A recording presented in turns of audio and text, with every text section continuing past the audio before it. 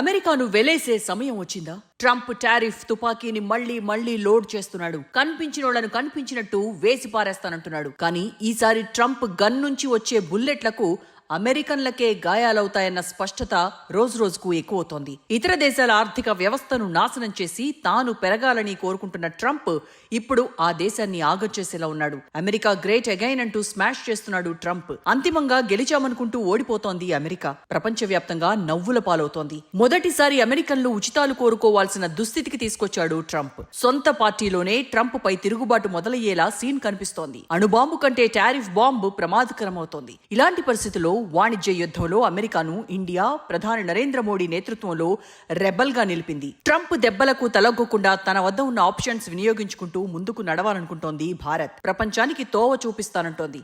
America దారిలోకి రాకుంటే కొత్త వాణిజ్య వ్యవస్థలు నిర్మించేలా ప్రపంచాన్ని మార్చాలని చూస్తోంది. ట్రంప్ తీరుతో విసిగిపోయిన దేశాలు ఒక్కటి చేసే ప్రయత్నం ఇప్పుడు మొదలవుతోంది. బ్రెజిల్ అధ్యక్షుడు లూలు చేసిన రణ నినాదం చిన్నదేం కాదు. కావాలంటే లూలు తనతో మాట్లాడొచ్చని ట్రంప్ వ్యంగ్యం చేస్తే తాను అవసరమైతే ప్రధాని మోడీతోనూ, కావాలంటే చైనా అధ్యక్షుడు జీ జిన్పింగ్ తోనూ మాట్లాడతానంటూ ఆయన కుండబద్దలు కొట్టాడు. మొత్తంగా అమెరికా కాదంటే అందుకు తగిన వేదికను నిర్మించుకోవాలన్న ఆలోచన ఇప్పుడు ప్రపంచ దేశాలకు వచ్చింది. డాలర్ పోయి బ్రిక్స్ కరెన్సీ వస్తే ఎంతో ఇష్టం అంటున్నాయి పలు దేశాలు. 10% టారిఫ్ విధిస్తానంటూ ట్రంప్ హెచ్చరిస్తుంటే 100% కొత్త వ్యవస్థ నిర్మిస్తామంటున్నాయి అమెరికా బాధిత దేశాలు. మొత్తంగా అమెరికా బాధిత దేశాలన్నీ కలిసికట్టుగా అగ్రరాజ్యాన్ని వెలేసే సమయం వచ్చిందా అన్న అనుమానాలు ఎక్కువవుతున్నాయి.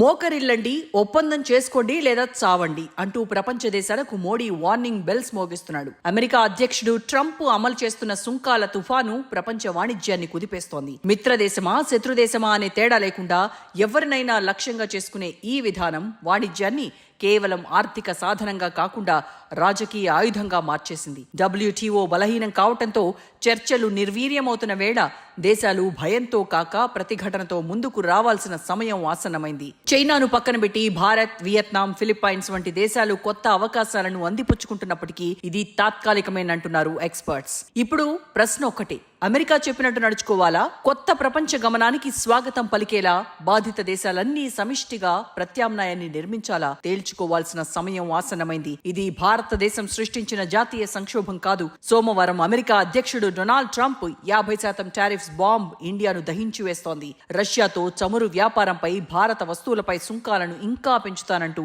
ట్రంప్ చేస్తున్న బెదిరింపులు భారతీయుల్ని కల్లోలంలోకి నెట్టేస్తున్నాయి. రాజకీయ ఒత్తిళ్లతో సంబంధం లేకుండా భారతీయులందరూ ప్రభుత్వానికి అండగా నిలవాల్సిన సమయం వచ్చింది. ప్రభుత్వానికి మద్దతిచ్చే విషయంలో అసలు పక్షపాత ధోరణి కనబరచరాదన్న భావన ఇప్పుడు ప్రతి ఒక్కరిలో కలగాలి. పహల్గామ్ ఉగ్రదాడి తర్వాత 2020లో చైనాతో గాల్వాన్ ఘర్షణల సమయంలో భారతదేశం, పాకిస్తాన్ సైనిక ప్రతిష్టంభన సమయంలో ఐక్యంగా ఉన్నట్టే ఇప్పుడు మనందరం కలిసికట్టుగా ఉండాలి.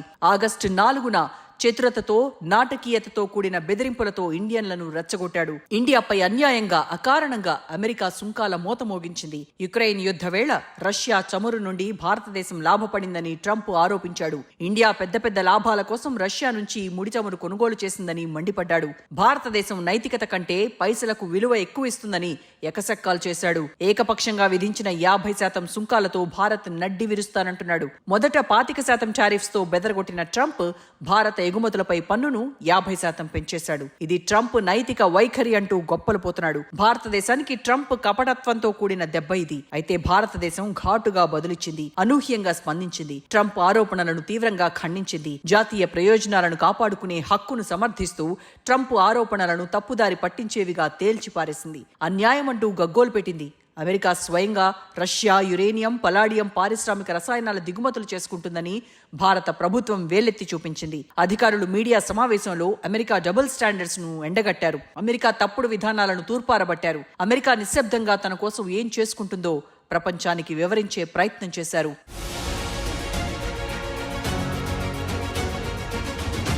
ఇండియా అడుగులు అమెరికా ద్వంద్వ నీతిని చాటడంతో పాటుగా ట్రంప్ మాటల్లోని డొల్లతనాన్ని బహిర్గతం చేశాయి. అమెరికా ఏ విధంగా మాట మార్చుతుందో వివరించింది. నిజం చెప్పాలంటే ఇండియా రష్యా నుంచి కొనుగోలు చేసే చమురు విషయంలో ఎలాంటి దాపరికాలు లేవు. బాజాప్తా డీల్ కుదుర్చుకొని ఇండియా రష్యా నుంచి చమురు కొంటోంది. మిగతా దేశాలతో ఎలా డీల్ కుదుర్చుకుందో అదే విధంగా రష్యా నుంచి కూడా ఇండియా ముడి చమురు కొనుగోలు చేస్తోంది. రష్యా ఇచ్చిన ధరకు సమానంగా ఎవరిచ్చినా చమురు ఉత్పత్తులను కొంటామన్న సంకేతాన్ని కూడా పంపించింది. అంతెందుకు, అమెరికా నుంచి గత జనవరిలో కొనే చమురుతో పోల్చుకుంటే ఇండియా ఇప్పుడు ఆల్మోస్ట్ డబుల్ కొంటోంది, అది కూడా ఎక్కువ ధరకు. ఇంగితం లేని ట్రంప్ మాత్రం ఇండియాను వేధించడమే పనిగా పెట్టుకున్నాడు. రష్యాతో భారతదేశం చమురు వ్యాపారం రహస్య ఒప్పందం అంటూ ట్రంప్ పదే పదే విమర్శలు గుప్పిస్తున్నాడు. ఇండియా రష్యాతో చేసుకున్న డీల్ రహస్యమేమీ కాదు. ఇది ప్రపంచవ్యాప్తంగా పలు దేశాలు గందరగోళంలో కూరుకుపోయిన సమయంలో ఇండియా తనను తాను కాపాడుకునేందుకు, చమురు ధరలను స్థిరీకరించుకునేందుకు రష్యా నుంచి చమురు కొనుగోలు చేస్తుందే తప్పించి రష్యా యుక్రెయిన్ మీద యుద్ధం చేసేందుకు కాదు.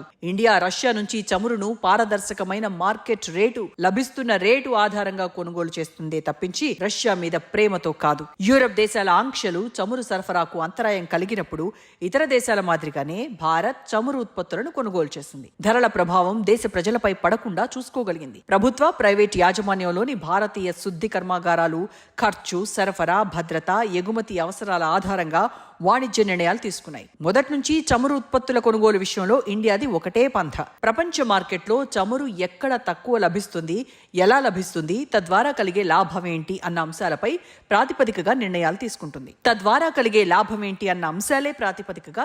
తీసుకుంటుంది. వచ్చే రోజుల్లో భారతీయులపై చమురు ప్రభావం లేకుండా చేసేలా కొనుగోళ్లు ఎలా చేయాలన్న అంశాలను బేరీజు వేసుకుని చమురు కంపెనీలు కొనుగోళ్లు చేస్తున్నాయి. ఇందులో ఇండియాకు రాజకీయ ఎజెండా ఏమీ లేదు. ఇంధన భద్రత అంతా కూడా పైసల లెక్కల్లోంచి వచ్చింది మాత్రమే.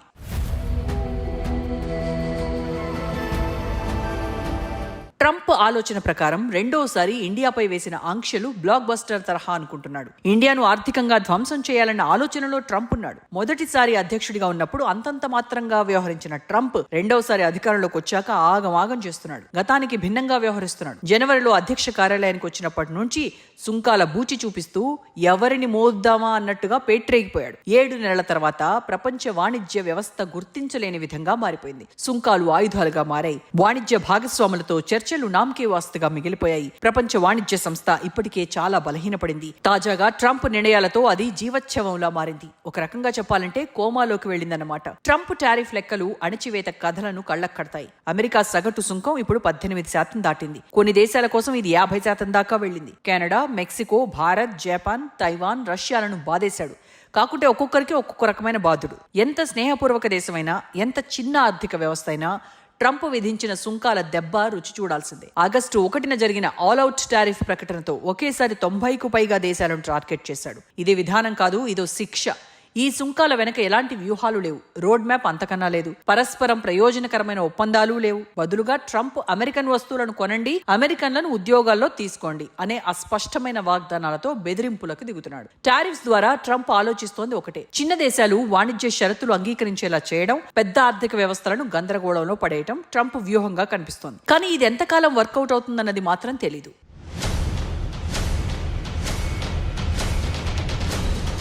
ట్రంప్ వార్నింగ్ ఇస్తే భారతదేశం అడుక్కోదు, మోకరెళ్లదు. అందుకే ఇండియా ఇప్పుడు ప్రత్యేకంగా నిలుస్తోంది. అమెరికా వాణిజ్య కోసం ఆధారపడి లేనప్పటికీ ట్రంప్ అడ్డంకుల్లో ఇండియా ఇబ్బందులు ఎదుర్కొంటోంది. రష్యాతో మైత్రి కోసం వ్యూహాత్మకంగా భారత్ అడుగులు వేస్తోంది. అందుకే ఇటీవల ఆ దేశంలో జాతీయ భద్రతా సలహాదారు దోవల్ పర్యటిస్తే త్వరలో రష్యా అధ్యక్షుడు పుతిన్ ఇండియాకు రాబోతున్నారు. ఈ విషయాన్ని ప్రధాని మోదీ ఎక్స్ వేదికగా వెల్లడించారు. పుతిన్ ఇండియా పర్యటన ఖరారు కావడం కూడా ఇరు దేశాలు వచ్చే రోజుల్లో కొత్త నిర్ణయాలు తీసుకునేందుకు వీలు కలుగుతుంది. అమెరికా మిత్ర దేశాల మాదిరిగా కాకుండా భారతదేశం మొదటి నుంచి భిన్నంగా ఉంది.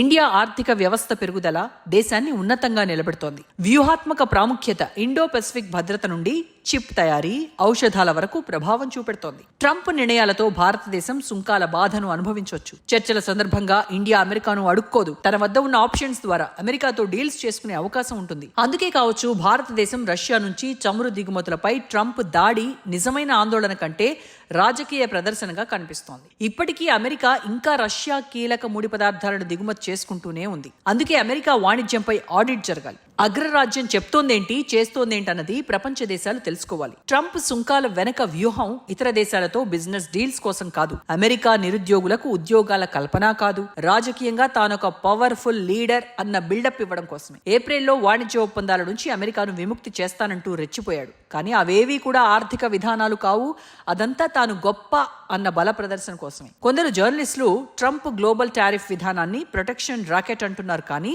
అదంతా పాత చింతకాయ పచ్చడి సామెత మాత్రమే. వీటికి ఇప్పుడు కాలం చెల్లింది. ట్రంప్ ఉద్దేశం ఒకటే, ఏ దేశమైనా సరే అమెరికా విధించిన షరతులను అంగీకరించాలి, లేదంటే శిక్ష తప్పదు. ట్రంప్ టారిఫ్స్ హంగామాలో నియమాలు, ఒప్పందాలు బలహీనుల కోసమే. అది ఎవరిపై ప్రభావం చూపెడుతుందో స్పష్టమవుతోంది. WTO ఇప్పుడు తన పాత ప్రతిరూపానికి నీడ మాత్రమే. బడ్జెట్ కోతలు, వివాద పరిష్కార వ్యవస్థలు నిర్వీర్యమైపోయాయి.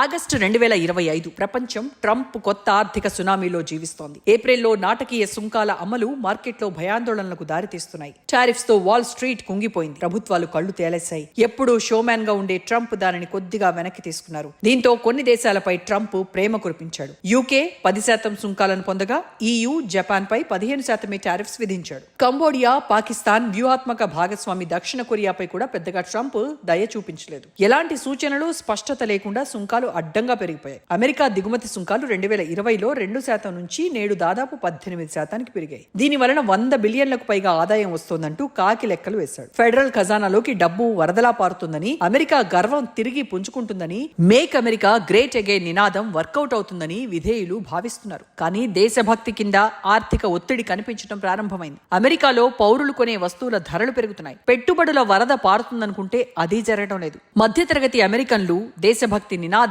కూడు పెట్టవంటున్నారు. అమెరికా రాజధాని వాషింగ్టన్ లో కొందరు ప్రజాప్రతినిధులు ట్రంప్ పై గరం అవుతున్నారు. సుంకాల దెబ్బ తక్కువగా ఉండేలా తక్కువ ఆదాయ కుటుంబాలకు ఉచితాలు, రాయితీలు ఇవ్వాలని డిమాండ్ చేస్తున్నారు. ప్రభుత్వ ఉచిత సాయంపై రిపబ్లికన్ పార్టీ సాధారణంగా చూపించే నిరాసక్తతను పరిగణలోకి తీసుకుంటే ఇది ఒక విచిత్రమైన పరిస్థితి. ఏది ఉచితంగా ఇవ్వాలని రిపబ్లికన్లు చెప్పరు, కానీ ఇప్పుడు పరిస్థితి అందుకు భిన్నంగా మారుతోంది. కానీ ట్రంప్ ఎప్పుడూ సిద్ధాంతాలకు కట్టుబడి ఉండే మనిషి కాడు. ఇవాళ చెప్పింది రేపు చెప్పడు, రేపు చెప్పేది ఎల్లుండి చెప్పడు. రాజకీయ గుర్తింపు కోరుకుంటాడు. తనకు తిరుగులేదన్న మాట మాత్రమే వినిపిస్తుంది. తన గొప్పల మీదే వ్యవహార శైలి ఆధారపడి ఉంటుంది.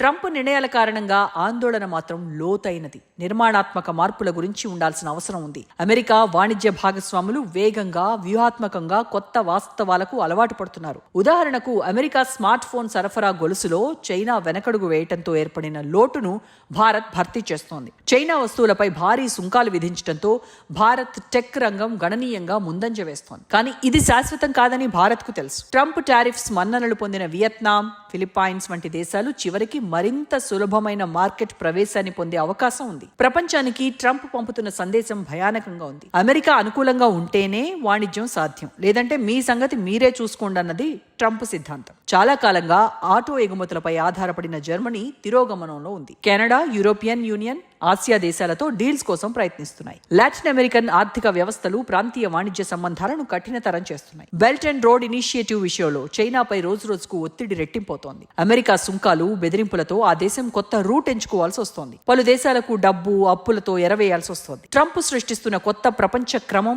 అమెరికా ఆధిపత్యం కాదు, ఇది విచ్ఛిన్నం. ట్రంప్ వ్యూహాత్మక యుద్ధాలు గెలుస్తుండొచ్చు, కానీ ప్రపంచ దేశాలు అమెరికాను విశ్వసించాలనే యుద్ధంలో ఓడిపోతున్నాడు. మిత్ర దేశాలు వెనక్కి తగ్గుతూ వాణిజ్య మార్గాలు అమెరికా నుండి మరో దేశానికి బదిలీ చేస్తే అప్పుడు ఆ విజయం నిష్ఫలమవుతుంది. ఒక యుద్ధం లేదా పోరాటంలో గెలుపు సాధించిన ఆ గెలుపు వల్ల వచ్చిన నష్టాలు అంతే ఎక్కువగా ఉండటం వలన ఆ గెలుపు కూడా ఓటమే అవుతోంది. అమెరికన్లను ట్రంప్ విజయం పేరుతో ఓడిస్తున్నాడు. ప్రపంచానికి ఇప్పుడు కావాల్సింది సామూహిక తిరుగుబాటు. ఇది ఏ ఒక్క దేశమో చేయాల్సిన పని కాదు.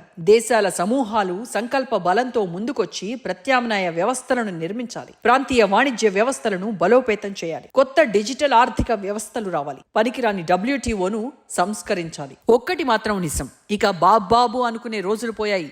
దండనకు దండనే పరిష్కారం.